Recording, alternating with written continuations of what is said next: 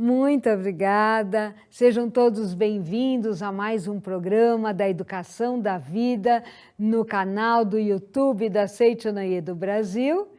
E estou aqui para dar as boas-vindas, dizendo a todos que a partir deste mês de março de 2024, nós estaremos uma vez por mês no canal oficial do YouTube da Seichonoye do Brasil. Ou seja, toda primeira quinta-feira do mês, a partir das 20 horas, você terá um programa inédito da Educação da Vida. Ok? Antes fazíamos todas as quintas-feiras, porém a partir de março o nosso encontro será uma vez por mês, toda primeira quinta-feira do mês, a partir das 20 horas. Ok? Contamos com a presença de vocês, né, em trazer mais pessoas para estar aqui junto conosco, se inscrevendo no canal, assistindo essas lindas, né, mensagens da educação da vida, tá bom? E neste mês de março, então, abrimos com o nosso querido preletor em grau master, Roberto Okito Fujiwara, que vai nos passar, né, uma linda mensagem que foi tão importante em 2022, num seminário virtual para educadores que fizemos, né, ainda com o nosso querido preletor Luiz Antônio Gomes, à frente da Associação Nacional dos Educadores, mas trazemos aqui, então, uma palestra que para você pode ser inédita, creio que para a maioria, né, sobre um tema tão importante que nós vamos, então, ouvir agora, né? É um remember, né, para quem já assistiu no Seminário Virtual para Educadores em 2022, mas sempre é a verdade nova, porque nós somos outros. A cada dia que passa, nós também estamos nos renovando e, por isso, então, vamos juntos, né, assistir esta aula, esta grande mensagem neste mês de março de 2024. Muito obrigada e fiquem sempre conosco. Muito obrigada, muito obrigada.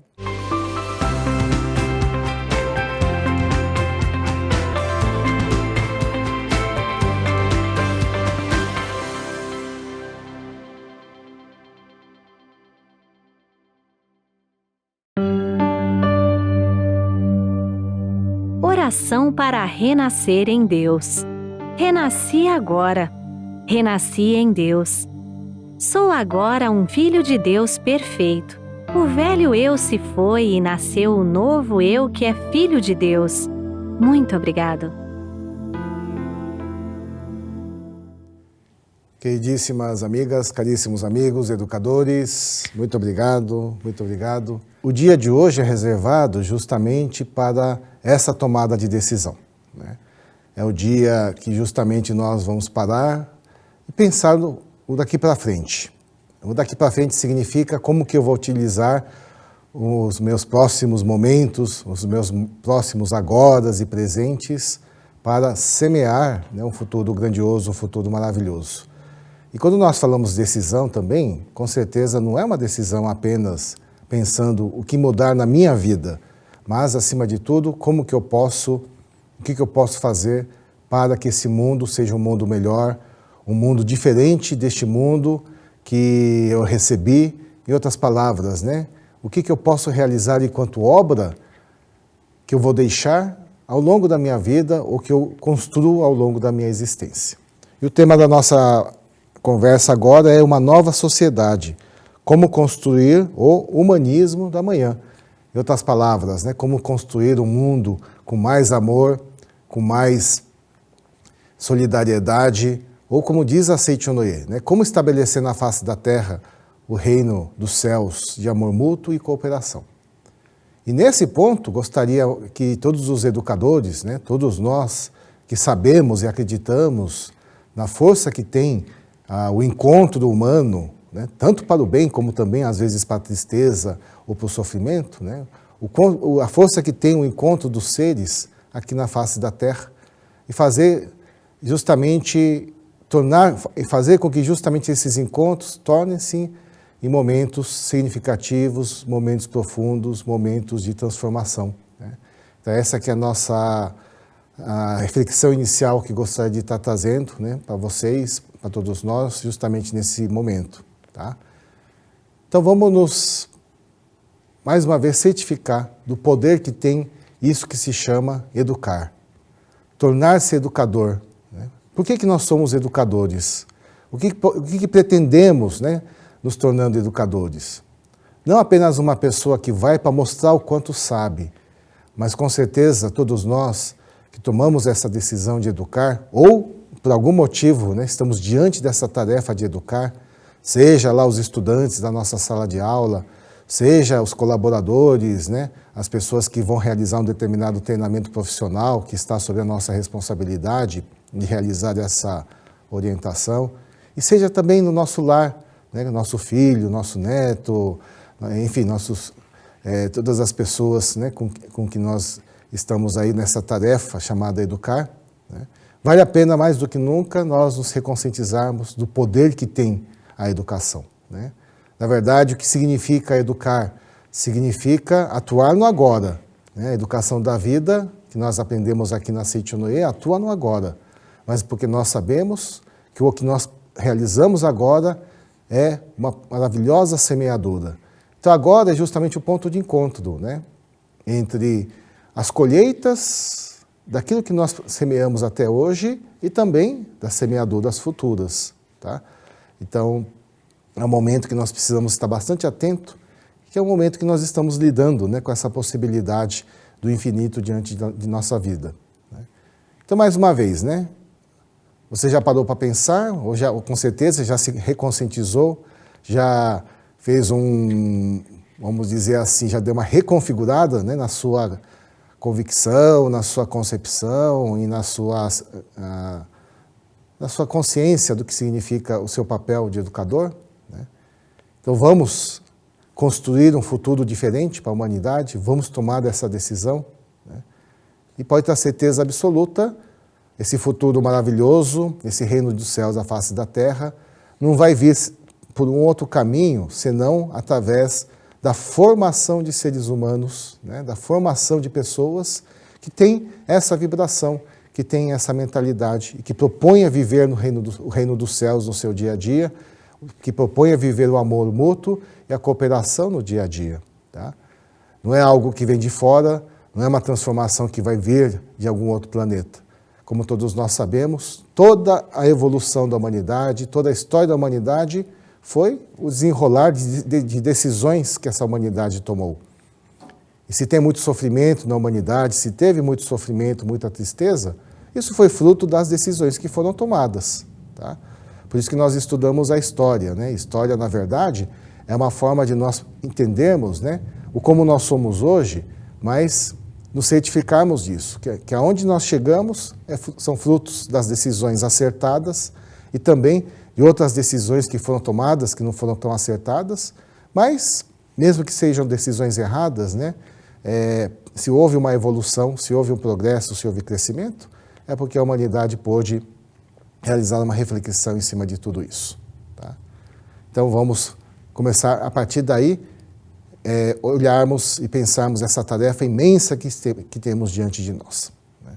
E por falar justamente dessa tarefa imensa, nós, com certeza, né, não vou ser mais uma pessoa que vai estar repetindo isso, mas nós passamos aí por 2 anos, né, uns 3 anos de grandes desafios na humanidade, tá, que acabaram impactando na vida individual de todas as pessoas dessa humanidade, de todas as sociedades, tá?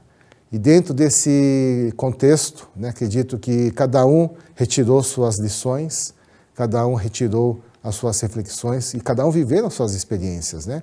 Com certeza estamos falando aqui desse momento que nós passamos, né, que é o momento da chamada pandemia, tá?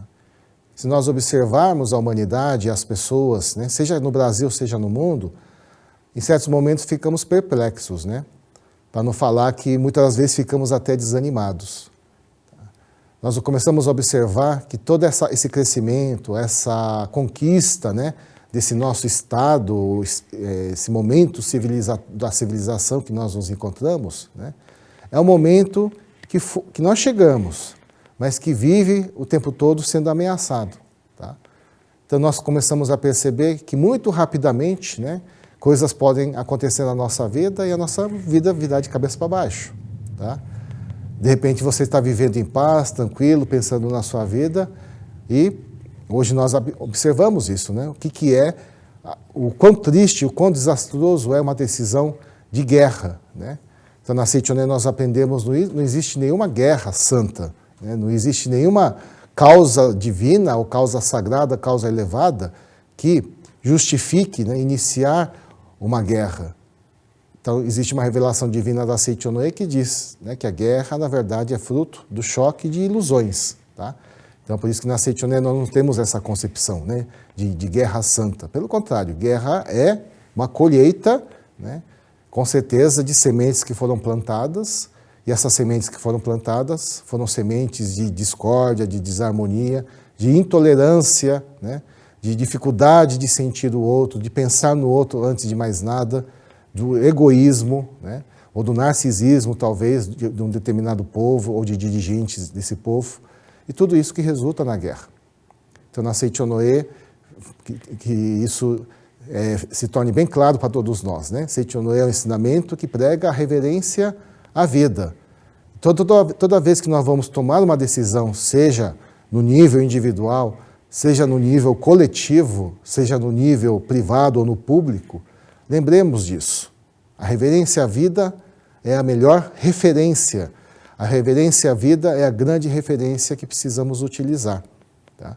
E isso justamente já é um ensinamento bastante antigo, né? Se nós formos observar, todo o grande ensinamento da humanidade traz dentro de si a ideia, né, da união, da força da coesão, e, acima de tudo, fala da misericórdia de Deus, fala da presença do amor de Deus. E gostaria de lembrar aqui, né, aquelas pessoas que, dentro da história espiritual da humanidade, né, tiveram, com certeza, um grande impacto. Né? Seja Sakyamuni, que justamente pregou a importância da compaixão de todos os seres. Né? Mesmo o profeta Maomé, né, que muitas vezes as pessoas colocam ele como sendo uma referência de beligerância, uma referência de conflito.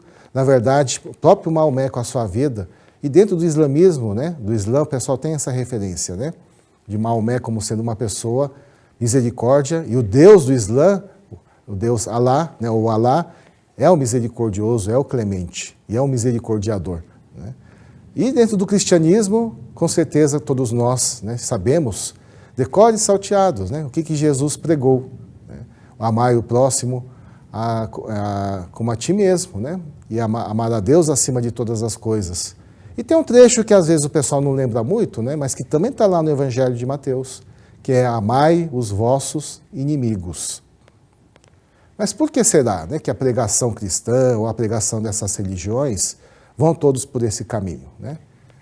Com certeza essas pregações todas vão nesse caminho porque todos têm a certeza absoluta, né, de que o futuro sempre, desse mundo que nós chamamos de mundo fenomênico, ou mundo da projeção, ou também mundo onde nós enxergamos, né, o resultado da causa do efeito, nós temos a certeza absoluta que um bom efeito sempre é fruto de uma boa causa, que a boa colheita é fruto de uma semeadura adequada.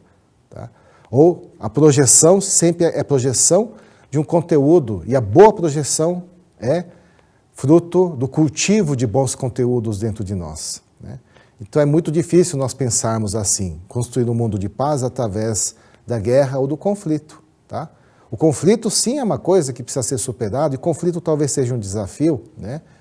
E o conflito talvez seja uma lição que nós recebemos. Mas a resolução do conflito não é colocar mais conflito no conflito. A resolução de uma desarmonia está em estabelecer a harmonia, ou como nós lemos, né, na Sutra da Seichoné, na Chuva de Néctar da Verdade, é revelar Deus, é manifestar Deus. Porque quando Deus se revela, existe sim ali a justiça, a misericórdia, né, e eliminam-se as dissensões. Tá? Dentro desse tema, né, nós trouxemos aqui vários textos, O primeiro texto que gostaria de compartilhar com os senhores, com vocês, é o livro Aos que Buscam a Prosperidade, do Sagrado Mestre Seicho Taniguchi. E esse livro tem, na página 40, um tópico com o título O Mapa dos Caminhos para a Prosperidade. Tá? Então vocês devem estar pensando, nossa, o que tem a ver prosperidade, talvez, né, com educação? E aqui está um ponto bastante importante. Né? Geralmente, muitas pessoas da educação, né, querendo ou não, voluntariamente ou involuntariamente, né, pensam que educação está muito distante da prosperidade. Né? Então, quando pensa, por exemplo, na remuneração, quando pensa lá no salário do professor e fala assim, nossa, como as pessoas às vezes não valorizam, né, devidamente, a sociedade não valoriza devidamente, né, essa categoria. Então, muitas vezes, o educador começa a pensar assim, eu não tenho nada a ver com a prosperidade. Né? Ou educar não tem nada a ver com prosperar. Ou educar não tem nada a ver com riqueza. Tá? E justamente esse conceito que nós precisamos quebrar na nossa cabeça. Tá? Primeiro, que riqueza, quando se diz aqui, não estamos falando apenas de dinheiro. Né? Isso é óbvio. Tá? Quando se fala riqueza, estamos falando de toda a provisão de Deus que existe no universo. Mas quando nós falamos que riqueza não tem a ver com a gente, nós estamos afastando da nossa mente, às vezes, até essa receptividade a essa riqueza de Deus, as bênçãos de Deus no universo. Tá? E a gente vê muito isso nos religiosos, por exemplo, né? que falam assim, existe o dar e o receber. O mais importante é o dar, o receber não. Né? Como se receber fosse fruto de um egoísmo, né? Ou tem gente que acha que a humildade é sempre doar, né? E quando recebe, fala assim, não precisa, não precisava, né? Para que isso? Tá? Às vezes a gente faz muita cerimônia no receber, e na Seichonen nós aprendemos, né? A importância do doar e a importância do receber. E se for pensar pelo lado do amor também, se você abre o coração para receber, você possibilita o outro de também doar, e assim você faz girar, né, essa lei da manifestação da riqueza na nossa vida. Tá? E outra coisa também que é muito errada, que está na cabeça das pessoas, é associar prosperidade com ganância. Né? Como eu disse para vocês, prosperidade significa viver a bênção de Deus. Então, precisamos, com certeza, enquanto educadores, aceitarmos e recebermos essa prosperidade. E mais do que nunca, educar as pessoas para que elas também possam, né, entender que elas merecem ser felizes, merecem receber essa bênção de Deus e, acima de tudo, transmitir o correto caminho para que toda a humanidade possa usufruir dessa bênção que é a prosperidade. Tá? Por isso que nós trouxemos esse livro, Aos que Buscam a Prosperidade, para os educadores, para nós nos reeducarmos também acerca dos nossos conceitos de riqueza, do nosso conceito de prosperidade. E o que o mundo precisa mais do que nunca realmente é de manifestar essa riqueza. Né? Existe muita gente sofrendo, existe muita tristeza, existe muita pobreza material, muita gente desesperançosa no mundo. Tá? E isso não é de hoje, né? Desde o tempo de Sakyamuni acontece isso. Tá? Então, educar, na verdade, é educar as pessoas para prosperar. E educar para prosperar é o que nós aprendemos aqui na Seichonoye. É educar para doação, é educar para que as pessoas sejam úteis, é educar para que as pessoas tomem o protagonismo no amar. Tá? Porque, querendo ou não, o ser humano, como é um ser que vive o amor no seu coração, né, ele deseja amar e ser amado. Mas como nós partimos na nossa infância do polo ser amado, né, precisamos talvez aprender um pouco mais, ou precisamos nos aprimorar sempre nesse outro polo, que é o polo do amar. E o treinamento espiritual vem daí. Né? Não tem nada de errado, né? Nós nascermos e sermos seres que precisamos ser amados. Porque isso já é o próprio simbolismo, né? Isso já mostra o como nós somos seres sempre providos por Deus. Tá? Agora, o que nós aprendemos ao longo da vida é que essa provisão de Deus, ela precisa ser cada vez mais apropriada e capturada por nós, né? E que isso não é fruto de disputa territorial, disputa de posses materiais, mas sim de condução do nosso espírito, de condução do nosso coração. E esse livro é bastante importante porque traz não só essa parte dessa reflexão, mas tem muitos relatos de experiência, tá? Muitos depoimentos, e são depoimentos bem interessantes, né? que os empresários passam a prosperar, não porque fazem cursos ou fazem especializações, né, pós-graduação, ou fazem lá os seus, né, aqueles cursos todos, né, que as pessoas fazem para poder ter mais conhecimento, né, acerca do como fazer a gestão da sua empresa, etc. Né? Não é nada disso, tá? Justamente o que faz com que as pessoas deem a reviravolta na sua vida, segundo esses relatos, é a prática da gratidão, é a prática do perdão, é a prática do amor ao próximo. Então é um livro bem importante para nós realizarmos essa transformação mental. Bom, falei bastante, né, mas deixa eu ler aqui um trecho do livro, né? Na página 40, tem o título O Mapa dos Caminhos para a Prosperidade. Então, diz aqui o seguinte, né? Realmente parece que poucas pessoas conseguiram enriquecer até agora. Tá? Mas aí o professor Seitio diz assim, né? Mas as pessoas mentem às vezes e por isso não podemos confiar muito nelas. Uma outra pessoa tenta a estratégia do suborno, aproxima-se do veículo mais luxuoso que encontra e pede carona ao motorista, oferecendo-lhe em troca um bom almoço. Enfim, né? Geralmente as pessoas acham que, justamente por achar que a riqueza é apenas bem-estar material, acabam utilizando desses artifícios. Né? Nesses momentos que você sente a necessidade de ter um verdadeiro mapa das estradas para a prosperidade. Tá? Então, vamos fazer um pouquinho aqui um comentário, né, alargando um pouco o significado dessa frase. Precisamos sim de um mapa do caminho para estabelecer a prosperidade no mundo, um mundo de solidariedade, um mundo dessa riqueza, né, em que todos os seres vivem em harmonia. Tá? Existe esse mapa? Né? Como foi dito, não é fácil encontrá-la, principalmente porque a palavra prosperidade é interpretada de várias maneiras, como eu disse para vocês, né? Uns associam prosperidade com ser dono de rede de lojas e ter muitos empregados. Outros acham que ser próspero é juntar fortuna pessoal. E outros ainda pensam que a política, com seus corolários de fama e poder, representa o caminho da prosperidade. Hoje em dia a gente pensa muito na questão da ostentação, né, de ter muitos likes, muitos seguidores, né, como sendo a marca da prosperidade. Né? E a gente sabe que isso movimenta mesmo, né, milhões aí, em termos de cifrão, né? Todavia, e aqui é a chamada para a nossa origem, né? Origem espiritual. Todavia, a verdadeira prosperidade se encontra junto à glória divina. A estrada para a prosperidade é, pois, o caminho do reino de Deus. Onde está, então, o caminho do reino de Deus? Ele não existe neste mundo. Mas se não existe neste mundo, poderíamos concluir que não existe em nenhum lugar? Não é bem assim. O mundo da imagem verdadeira que existe aqui e agora é o legítimo reino de Deus. E a prosperidade está manifestada aqui, neste momento. E qual que é esse acesso a esse mundo de Deus? Qual que é o caminho para eu chegar nesse mundo de Deus? A graça e a glória de Deus estão dentro de você. Você está rodeado de inúmeros filhos de Deus. Seus clientes, os produtores, os intermediários, todos o são. Também os estudantes, né, da sua sala de aula, também os colaboradores, né, como diz aqui, da sua empresa, os seus filhos, seus familiares, todos são filhos de Deus. Desça do veículo e agradeça sinceramente a todas essas pessoas, inclusive a seus familiares. Se não o fizer, ficará eternamente dando voltas inúteis sem atingir o objetivo. Né? Então, esse livro chama a nossa atenção da importância justamente de nós voltarmos a nossa mente, né, para esse fato, voltar a mente para o nosso interior.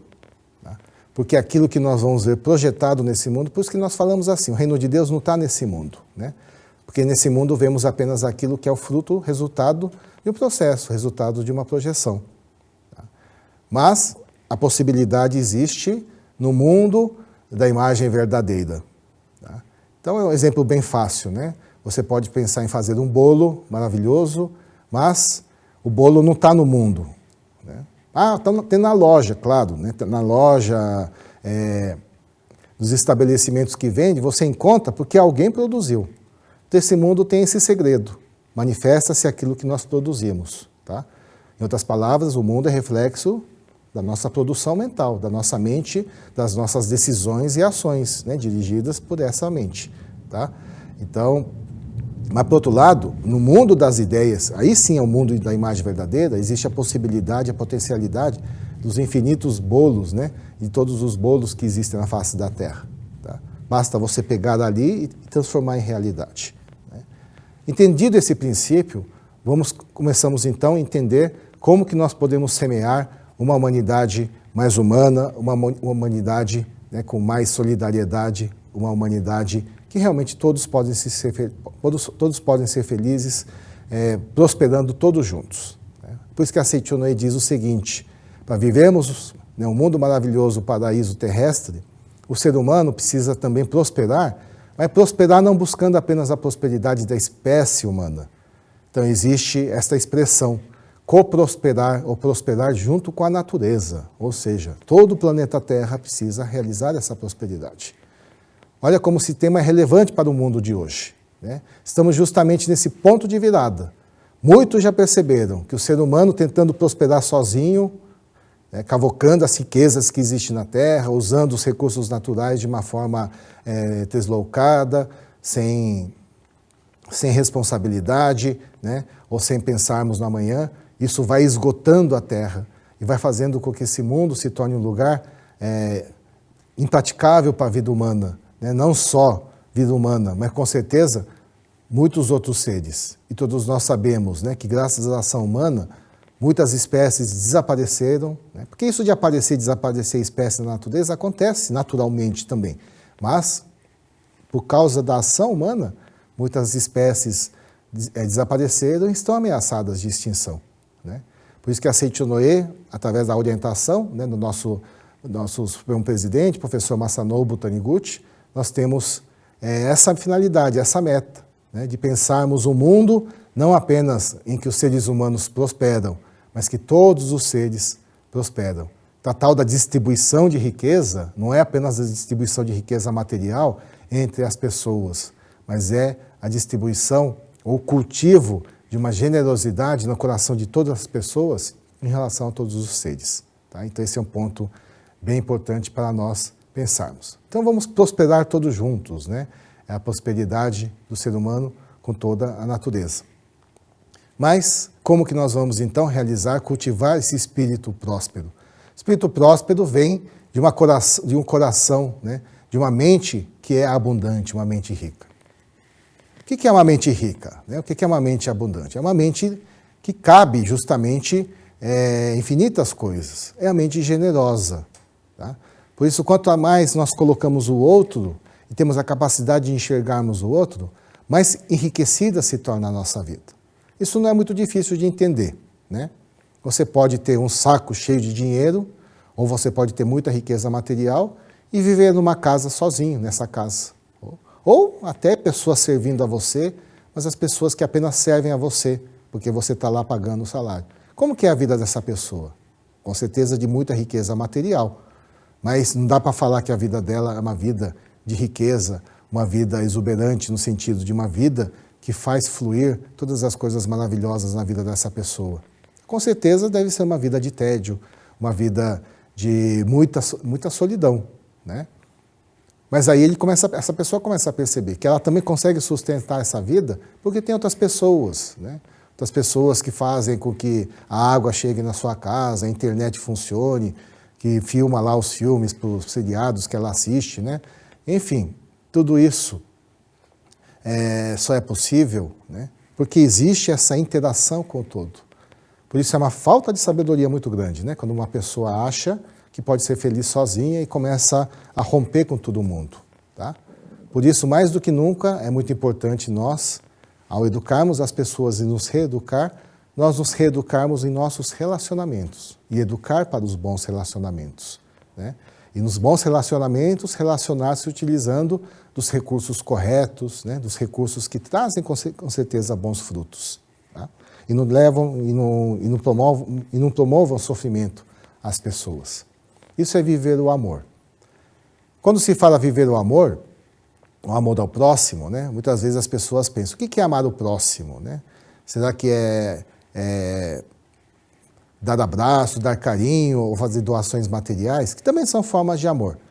Uma forma bem bacana, bem interessante de nós entendermos, né, como o que é amar o próximo, ou o fundamento do amor ao próximo, nós encontramos numa expressão, né, que é uma expressão que existe no budismo, que traduz, na verdade, em termos budistas, o que é o amor, ou o amor de Deus, ou o amor incondicional, né, que nós aprendemos também na religião cristã.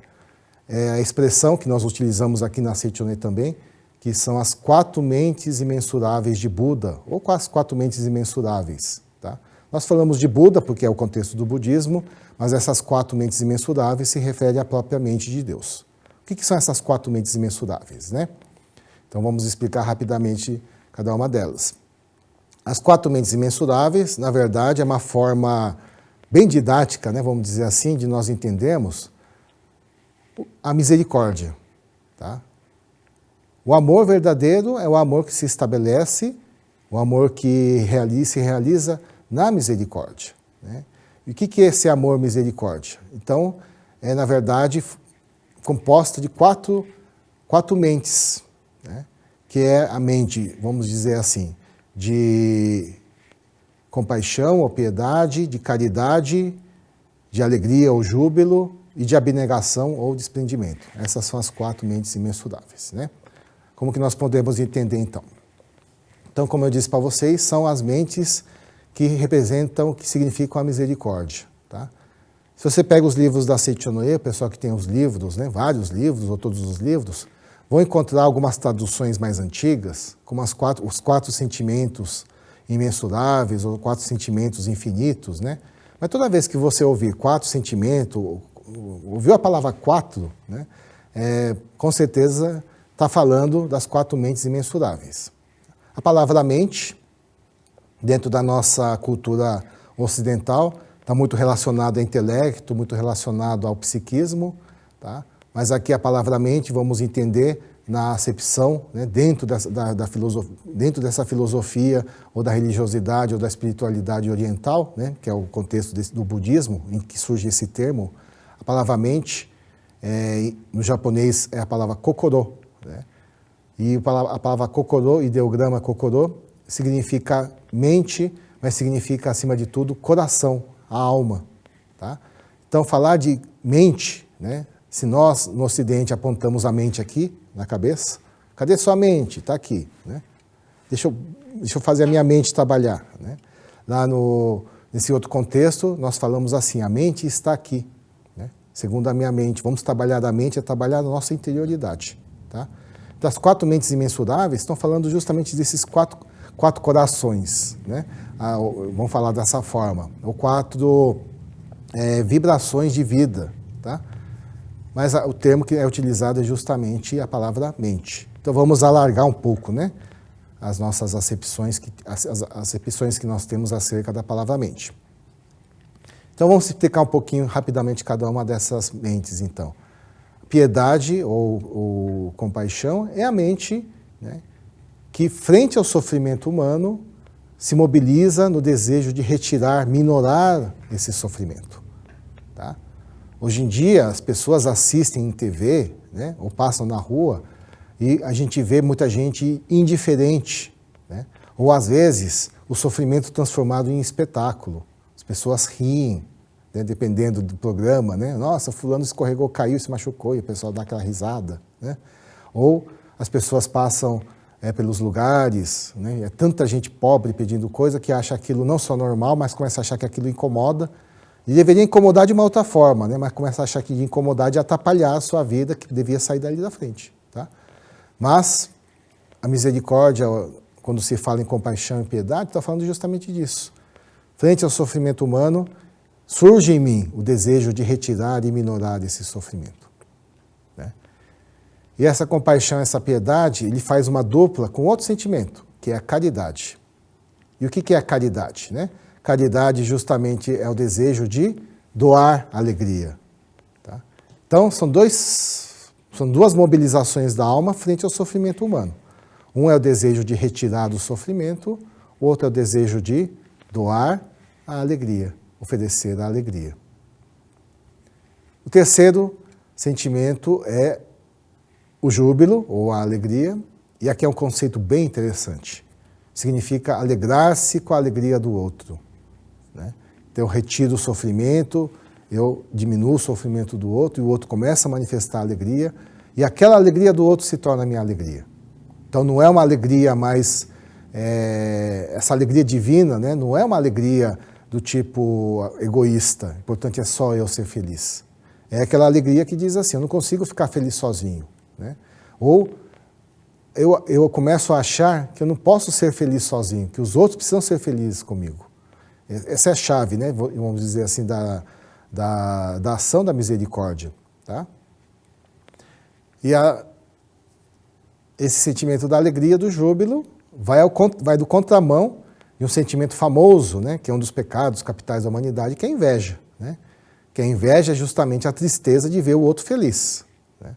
Enquanto que o júbilo, ou seja, esse sentimento nobre, né, essa mente imensurável de Buda, que nós precisamos mobilizar, que já na verdade existe dentro de nós, é a alegria de se alegrar com a alegria de se alegrar com a alegria do outro, tá?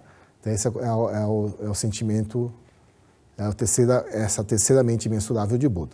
E finalmente a quarta mente imensurável é a abnegação, o desprendimento, ou seja, o soltar, tá? Então justamente isso que é bastante importante para todos nós, né? Libertar. Inclusive o professor Masanobu Taniguchi, né, o próprio Sagrado Mestre Masaru Taniguchi também dizia que talvez dos sentimentos, né, dessas quatro mentes imensuráveis, essa seja a mais difícil de praticar. Tá? E aí cita lá aquele exemplo, né, duro, né, que é o exemplo do passarinho, tal da gaiola, enfim. Quem ama liberta, né, quem ama não aprisiona. Tá? Então é muito importante nós entendermos essa parte. Eu trouxe um livro, que é o livro A Verdade e Orações, volume 2. Depois vocês deem uma olhada, uma oração bem importante.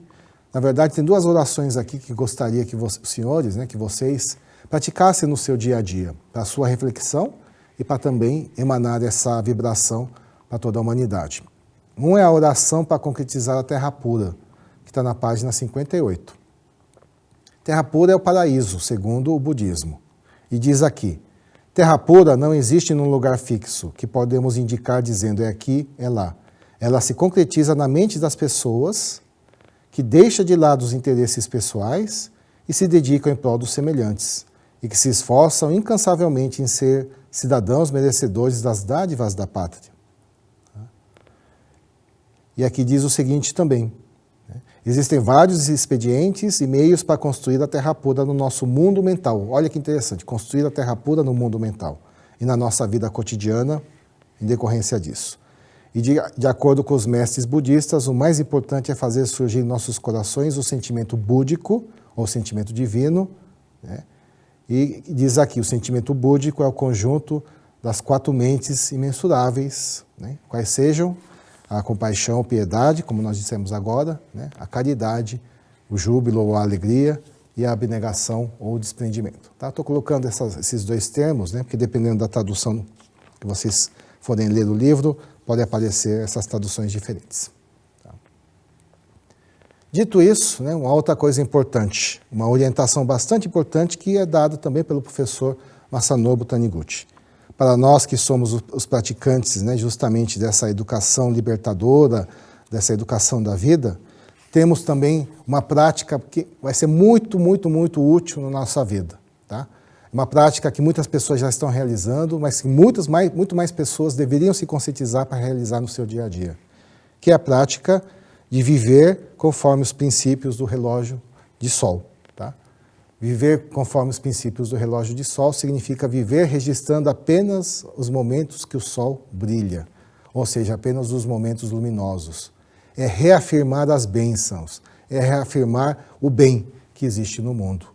E para isso, nós precisamos realizar várias coisas, né? Aprendemos a buscar o bem nas coisas. Tá? E, em segundo lugar, aprender a cultivar essa vibração no nosso interior de que o bem existe. Por que nós dizemos isso, né? Porque no mundo que nós vivemos, existem muitas coisas, coisas boas e coisas ruins. Tá? Existem obras bem feitas e existem obras mal feitas. Então diz aqui o seguinte, né? Como vou poder ficar rindo alegremente se está para iniciar a guerra? Né? Então esse é o ponto, né?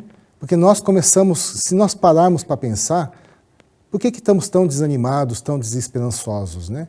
Porque existe sim muita coisa no mundo que precisa ser melhorada.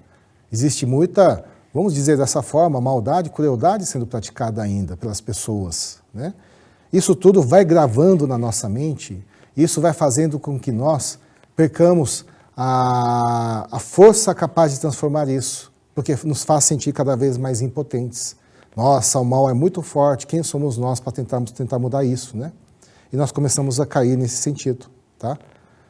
Mas viver segundo o princípio do relógio de sol não significa simplesmente viver rindo. Sendo o mundo fenomênico criado pela mente humana, se ficarmos falando é tenebroso, jamais conseguiremos sair dessa situação tenebrosa. Significa então que devemos nos unir e, voltando-nos para o lado luminoso, avançar rumo à luz. E por isso que existe a prática que eu recomendo aos senhores, né, para nós realizarmos, que é a prática de registrar por escrito diariamente as coisas boas, as bênçãos da nossa vida. É a prática do diário do relógio de sol. Tá? Então vamos incorporar essa prática espiritual no nosso dia também, essa prática religiosa no nosso dia a dia, para vivermos uma vida cada vez mais iluminada. Tá?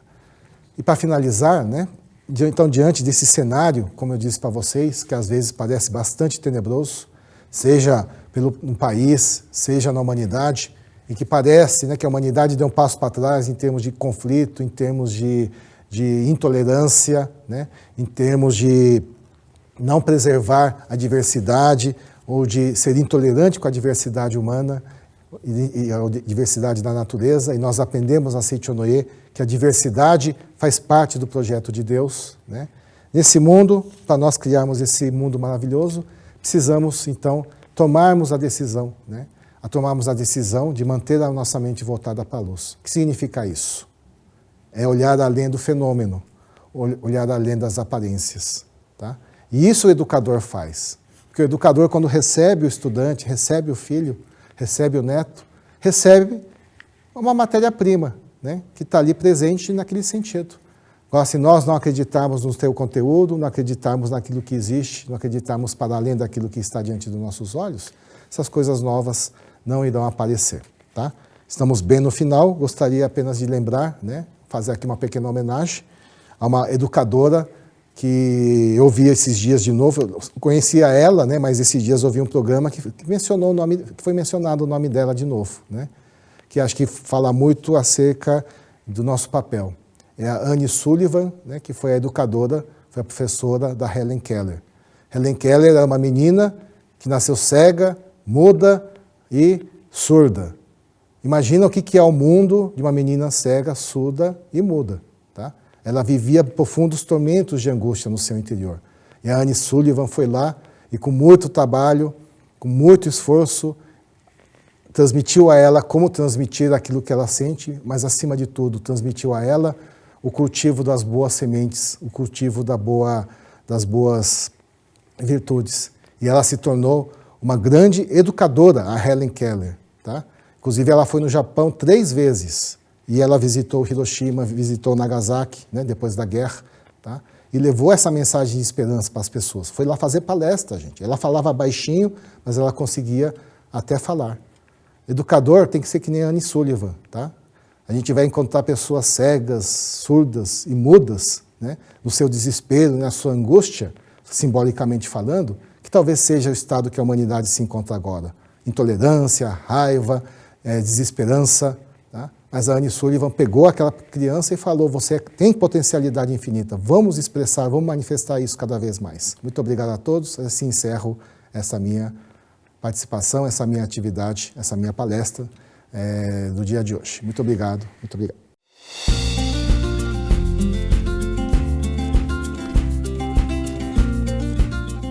Olá!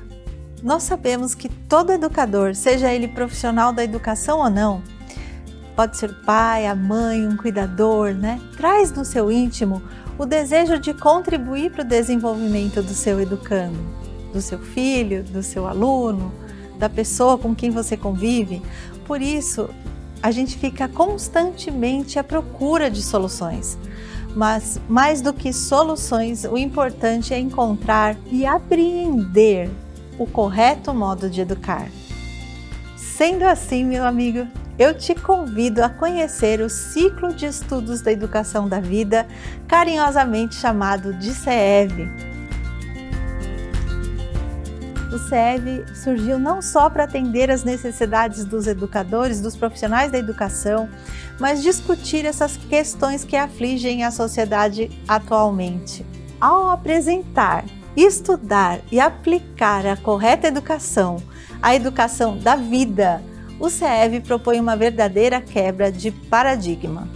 Porque além de estudarmos a educação da vida propriamente dita, em profundidade, nós estudamos os pilares do ensinamento, onde se alicerça essa visão de mundo, essa visão de homem, essa visão de educação, e nós colocamos isso em prática e acompanhamos, aonde está sendo aplicada essa educação da vida. Discutimos em grupo, nos apoiamos.